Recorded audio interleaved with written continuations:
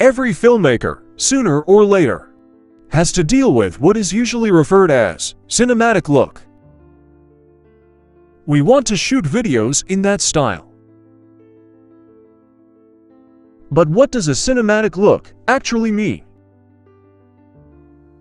As the name suggests, it obviously has something to do with what we frequently see in movies. The combination of colors, composition, camera movements, lighting, and other factors creates a sense of originality, balance, and emotion. In this series of videos, I want to analyze some footage in an effort to find what, in my opinion, contributes to a filmic appearance. There is no particular order to the arguments, but there are several things to keep in mind regarding the particular video I want to analyze. So, let's get started. Let's begin with a simple example that let me show some of the basic concepts I want to focus on. Here we have a practical demonstration of some photographic composition rules. First of all, we can appreciate the use of the rule of thirds.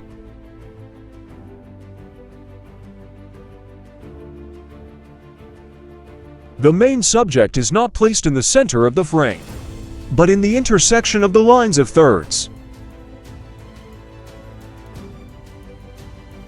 This creates more tension and energy. Here, for example, we have the subject placed in the center of the frame. This produces a more balanced and stable composition, but because of this, it can be more monotonous and boring.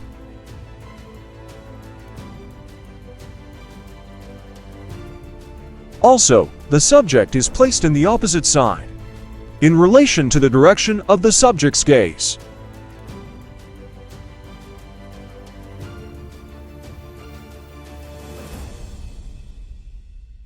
Now, let's consider the color scheme. We have a limited color palette here, and there are no vibrant or overly saturated colors. If you think about it, this happens frequently in movies, and it's another important component of the cinematic look.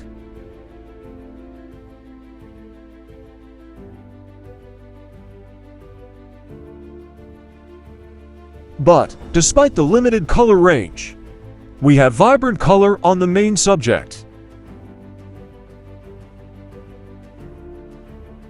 And this, together with its position, helps draw attention to the key subject of the composition.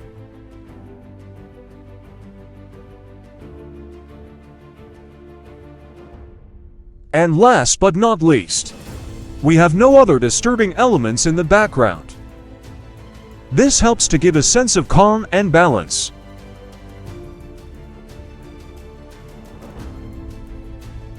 Compare this to a situation where we have a busy background. Here we have a lot of distractions. In these situations, we can reduce the noise by blurring the background by using a larger aperture. We can also fill the frame with the subject to give less room to the background. Or, finally, we can change the framing in order to find a more uniform and less chaotic background. And that's all for now. See you next episode for more suggestions on the cinematic look.